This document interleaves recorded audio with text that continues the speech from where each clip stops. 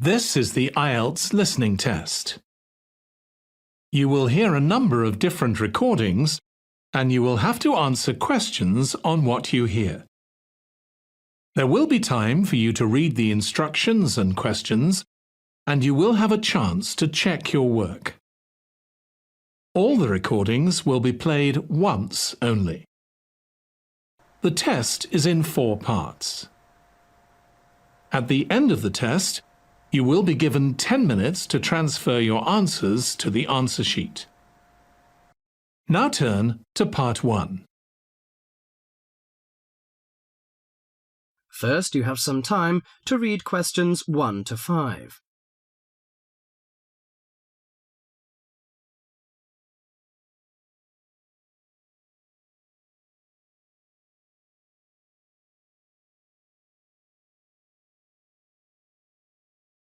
Now listen to the conversation and answer questions 1 to 5. Well, Claudia, our first semester at university is almost over. I can't wait for the holidays. Oh, me too. Why don't we go somewhere far away and forget about lectures and essays and all that hard work? Sounds good to me. How about if we go to the coast? It would be great to do some swimming and surfing. The coast would be good, but let's look at our other options.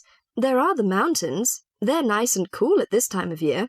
There's also the desert, which I really enjoyed last year. What about going to Sydney? I've never been there, and they say it's a great city to visit. Well, I agree. Sydney would be good, but there are too many tourists there at this time of year, and I'd rather get away from buildings and cars. I vote for the mountains. All right, then, let's do that. Now, we have to decide where we're going to stay and how we're going to get there. Any suggestions? Well, for places to stay, there are the usual places, motels, hotels and youth hostels. We can go camping too. I'm afraid I'm not a very good camper. I tend to feel a bit frightened sleeping outdoors. All right, we'll forget about camping. So, what do you prefer? Well, since neither of us has a lot of money, I don't think a hotel or motel would be possible. How about a youth hostel? Oh, I'd rather not go to a youth hostel. They're cramped and noisy, and the person in the bed next to you might be a snorer. No, I think we should find a small holiday house to rent, and if we get a few more friends to join us, it will be really cheap. Okay. You know, it's the first time for me to travel to the mountains. What do you suggest to take? Mosquito net, I guess. Mosquito net is useful, but I don't want to add more weight to our luggage. So the insect repellent can do, I think. Besides, aspirins are necessary and some cold cure, in case we feel sick or something like this. Do you think we need binoculars and a camera? Well, it would be a good idea to take binoculars. As to a camera, I'm not very for it. I'd rather record the scenes in my mind. You're right. What about the money? How much do you think is enough and how we should take it? I've learned from a friend about the cost. He told me that they spent about $480 for 1 week's tour, so I think $500 would be enough. We may need over $300 for the house. Have you got any traveller's checks? No, I haven't, but I've got a credit card and a saving card. Then take the credit cards with us. It would be more convenient to pay the house fees with a credit card.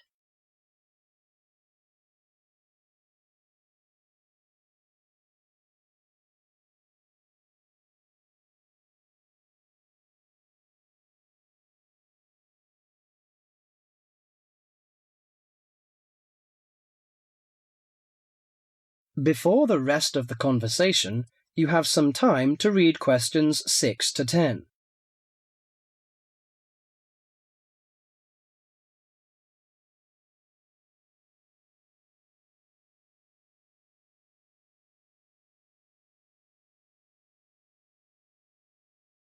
Now listen carefully to the rest of the conversation and answer questions 6 to 10. Oh, I nearly forgot the date. How long will we have before we have to be back here on campus? Under a week, I think. We'll leave on the 14th of April and come back on the 21st, because you know we'll start to study on the 22nd. Do you know the definite locations of some holiday houses? I suppose it would be nice if we book in advance. Yes. Look at this brochure here. It says that there are several holiday houses near the mountains. I prefer the one near the woods. It's situated right across the road from the rainforest park. That sounds good. We can easily go to the rainforest park then. Do you know what else we can do there besides visiting the park? I know that many people go there for bushwalking, but you need a good pair of walking boots, of course. Are there any dangers in the bushes? I'm a little frightened. In fact, there's no need to be nervous of the bushes, provided that you treat it with respect and common sense. Most of the animals and wildlife are gentle and harmless. There are venomous snakes to be aware of, but really they're much more frightened of you than you are of them. The other thing is that certain plants can cause irritation if you touch them with bare skin. I see. Well, I can't wait for the coming holiday. That is the end of part 1.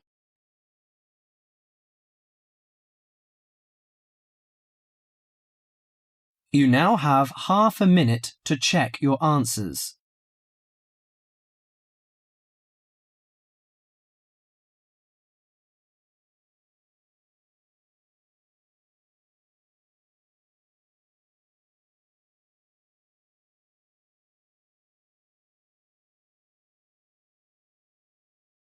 Now turns to part 2.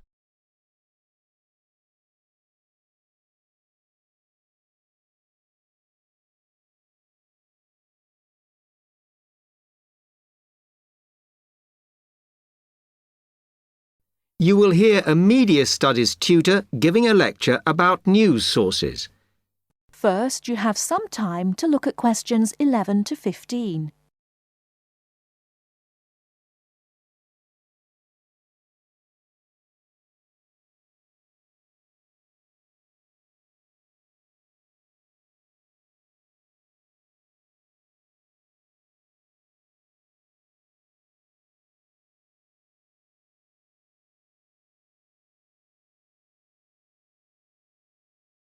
Now, listen carefully and answer questions 11 to 15.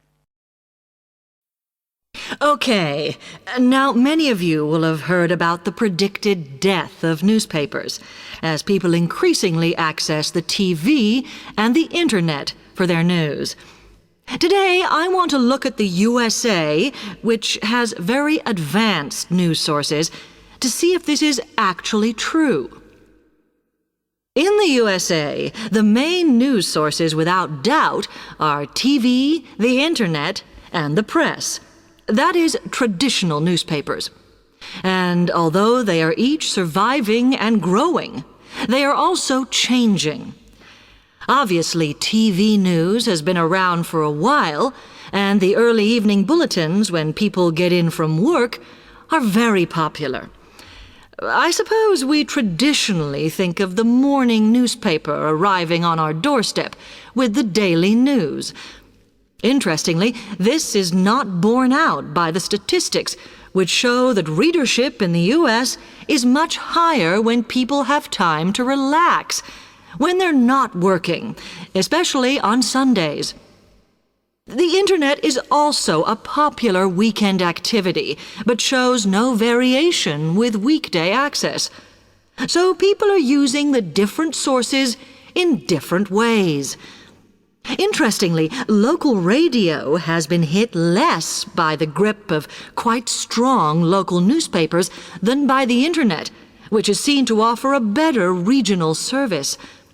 But just because the internet is seen as the new force in news media does not mean it is dominant. Television has, of course, been global for a while. But now technological changes, which have fueled the rise of online news, have also allowed newspapers to print and distribute editions across the world. In fact, internet news, which is seen as the big competitor for traditional markets, does not offer that much variety. Often, the sources are the online versions of the newspapers, whereas television, in order to offer something different, has had to come up with a much more mixed bag of reporting, from hard news to light reports on celebrity events. Another issue is reliability. The internet is virtually unregulated, so anything can be reported there, whether true or not. Journalists on newspapers have fought a long, hard battle to fight intervention and to retain the freedom of the press. Television, however, is seen as critical to political power and has become subject to harsh controls about what it can or cannot say. Before you hear the rest of the talk, you have some time to look at questions 16 to 20.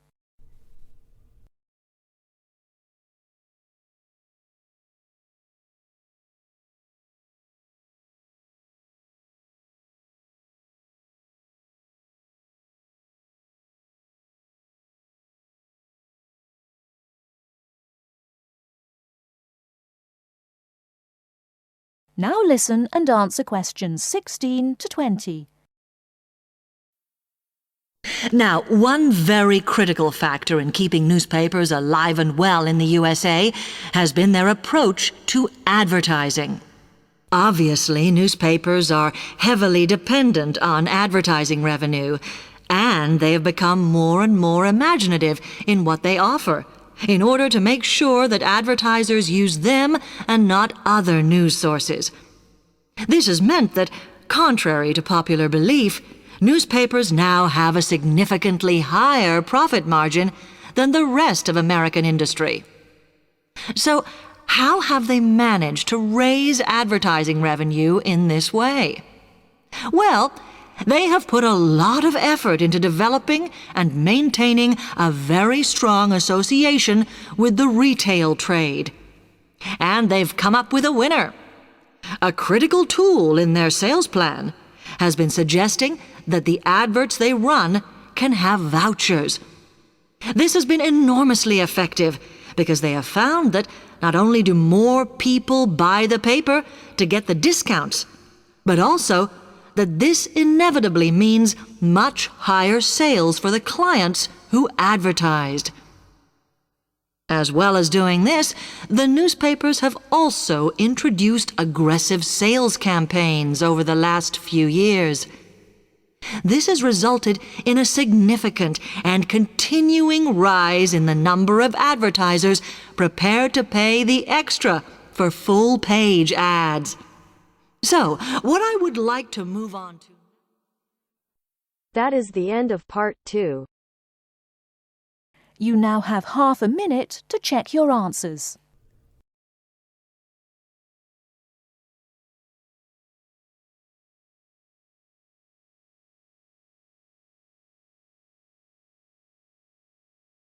Now turns to part 3.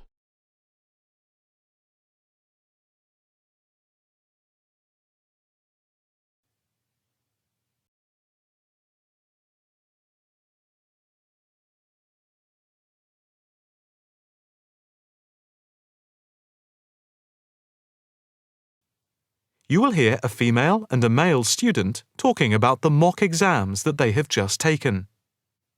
First, you have some time to look at questions 21 to 25.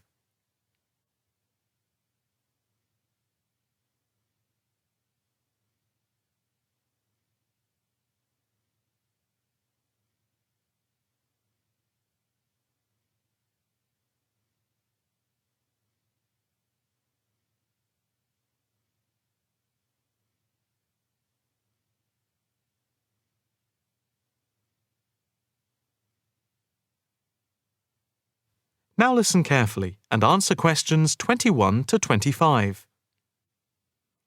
So, what did you think of the practice exams last week? You mean the mock exams? Yeah. I thought some of them were tough. They were certainly hard and generally they were very long. Yeah, they were spread over a whole week, which made it impossible to relax. Exactly. But what did you think of each test? Of the 7 exams we did, the least enjoyable for me were the 2 3-hour essay papers. Why didn't you like the essay papers? I'm not particularly good at writing things down like that in a short space of time. And I don't think it's a good way of testing our theoretical knowledge of medicine. I'm the opposite, I'm afraid. I'm much better in the written essay exams than the other types of tests. But what about the 2 multiple choice exam papers in basic science and anatomy? They weren't too bad. If you didn't know the answer, all you had to do was guess. That's okay, but I never feel comfortable with guessing. And you know that there is research that shows that women are disadvantaged when doing multiple choice questions compared to men. You've mentioned this before, but I'm not sure I believe it. It's true. Multiple choice questions benefit men more than women. They are a male construct. If you say so. It's not if I say so. Anyway, you have to be careful with multiple choice questions because of the negative marking. That can really bring the score down if you keep guessing and get all of the guesses wrong. It's double negative. Yeah, that is a danger. What about the role play? Did you like that? Yeah, with the actors and actresses as simulated patients. Yeah, I thought that was by far the best part of the exam. Why was that? What I liked about it was during the 24 test stations, we had a chance to show what we know about communicating with patients and show our practical medical knowledge, etc. Yes, I think I agree with you there. I enjoyed all of the stations, but I can tell you I was tired at the end. I have done a practice exam with 12 test stations, but not 24. It was exhausting, but also exhilarating. I agree completely. It lasted nearly 4 hours in total with the break. Before you hear the rest of the conversation, you have some time to look at questions 26 to 30.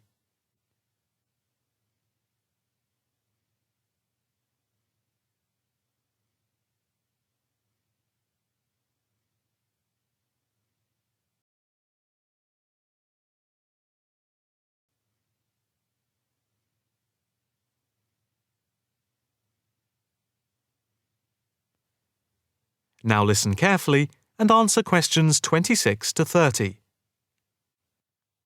What did you think of the other 2 exams? The 2 problem-solving tests? I didn't think I was going to handle them very well. But in the end, I think they went better than I thought they would.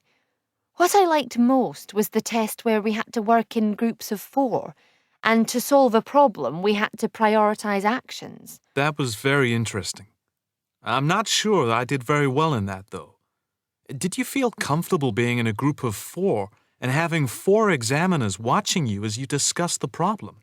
We did practice it several times before. You learn to forget that someone is watching you. But some people are better at speaking in group situations like that, and they get the best marks. The test doesn't just assess whether people can talk a lot. It's about showing you can listen, organise your thoughts, and then show you can be part of a team, allowing other people to speak. Well, we'll have to see how it goes. When do the results of the mocks come out? They said next week, and then it's the finals 2 weeks later. Yeah, we've got that to look forward to. What is the policy on resits? Why? Are you planning to fail? No, but, well, you know what I mean. The resits are held in September, and if there is any problem after that, it goes to appeal. We'll just have to make sure we don't fail any part of the whole examination. I certainly wouldn't want to do any of it again. Me neither. It's hard when you are not allowed to fail any of the exams. I bet they don't have that policy in any other subject. Probably not. That is the end of part 3. You now have half a minute to check your answers.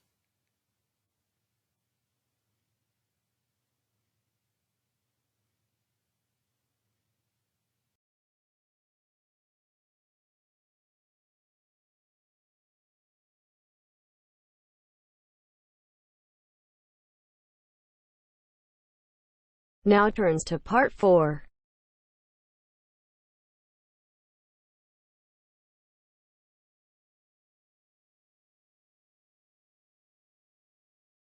You are going to hear a lecture.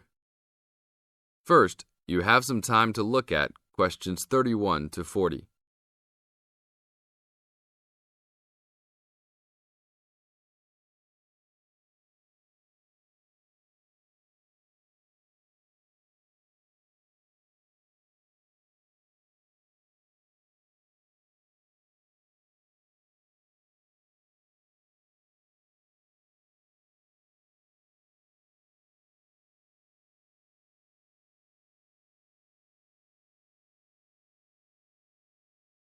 Now listen to the tape and answer questions 31 to 40. I'd like to introduce Rebecca Bramwell, an artist and illustrator who has come along today to talk to you all about getting your first job or commission as an artist. Over to you, Rebecca. Thank you for inviting me. I remember when I graduated back in 1983, I was very excited about getting my first commission. My degree was in fine art, and I'd worked long and hard to get it. I was an enthusiastic student, and I never found it difficult to find the incentive to paint. I think as a student, you're pushed along by fellow students and tutors, and the driving force is there. However, when you leave college, you find yourself saying things like, "I'll have one more cup of coffee, and then I'll sit down to work." I hate to admit it, but I say it myself. Suddenly, it isn't finding the inspiration or getting the right paper that's a problem. It's you. In my view, there are a number of reasons why this happens. It's a real challenge making a decent living as a new artist. You have to find a market for your work. Often you work freelance and need to take samples or portfolios of your work from place to place. These experiences are common to a lot of professional people. But artists also have to bare their souls to the world in a way. More than anything, they want praise. If people don't like what they create, then it can be a very emotional and upsetting experience hearing them say this. I began to realize that these problems were preventing me from having a career in art, and so I decided to experiment. I was a painter, but I started to dabble in illustration, drawing pictures for books, cards, and this offered me the opportunity to become more emotionally detached from my work. I was no longer producing images from the heart, but developing images for a specified subject, taking a more practical approach. I began to develop a collection of my illustrations which I put into a portfolio and started to carry around with me to show prospective clients and employers. But it was still tricky because publishers, for example, want to know that your drawings will reproduce well in a book. But without having had any work published, it's hard to prove this. Having a wonderful portfolio or collection of original artwork is, of course, a first step. But what most potential clients would like to see is printed artwork, and without this evidence, they tend to hold back still when it comes to offering a contract. Well, I overcame this problem in two ways, and I suppose this is my advice to you on preparing your portfolio of your best work. The first way was by submitting my work for a competition. The one I chose was for a horoscope design and was sponsored by a top women's magazine. There are a few of these competitions each year, and they offer new illustrators an opportunity to showcase their work. The other approach I took was to design and print some mock-up pages of a book. In other words, I placed some of my illustrations next to some text in order to demonstrate how my work would look when it was printed. Perhaps I was lucky in that I had taken a degree that provided me with all-round creative skills so that I could vary my style and wasn't limited to a certain technique. I think that is important. The art world and many other creative fields do try to pigeonhole people into snug boxes with an accompanying label. I think you should try to resist this if you feel it happening to you.